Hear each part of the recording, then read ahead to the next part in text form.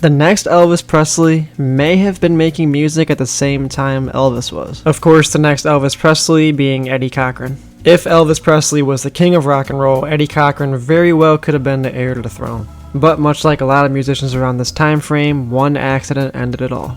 This young, promising musician who would get comparisons to Elvis Presley would be gone before he would even be 22.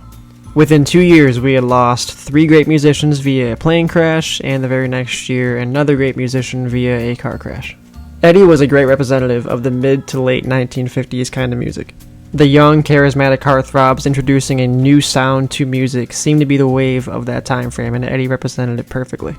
A lot of really good hits, and again, much like a lot of those people around that time, a lot of their music was appreciated more in the UK as compared to the States. One of my favorite Eddie Cochran facts actually ties in with the Beatles in that when Paul McCartney was trying to impress John Lennon when he was with the Quarrymen, that would later on become the Beatles, the thing that really wowed John was Paul knew 20 Flight Rock. He knew how to play the guitar for that song, and that was one of Eddie's biggest songs. 20 Flight Rock being one of his biggest songs is not a surprise, but he has a lot of really good songs. Summertime Blues is my favorite. 20 Flight Rock, as we said. Come On Everybody, The Drive-In Show, 3 Stars, where he talked about the day the music died. He just had a lot of really good songs.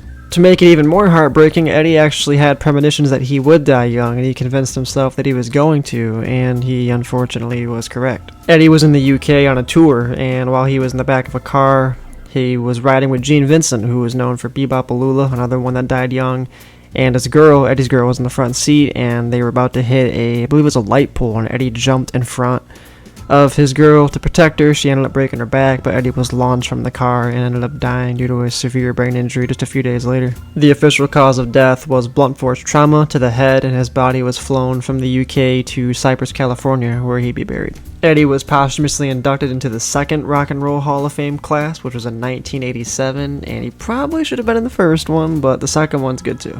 I've never been to California, but amongst the million things I would do there, visiting his grave would be one of the first ones. I'd have to pay my respects to one of the true greats of the 50s.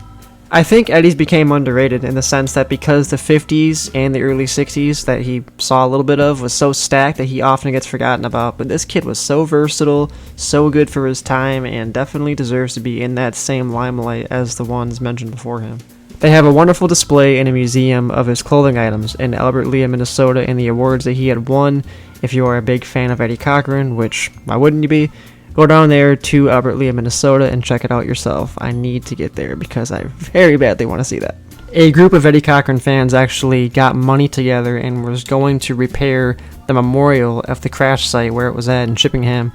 And they made it a lot better. They commemorated Eddie's life and career with the 3 Steps to Heaven posthumous hit that went #1 after he passed in 1960, and it is a wonderful tribute. And again, if you're around Chippenham, the market town of Wiltshire, England, hopefully I pronounced that right, go visit it. It is a wonderful site, and a very, very big thank you to any and all Eddie Cochran fans that made that happen.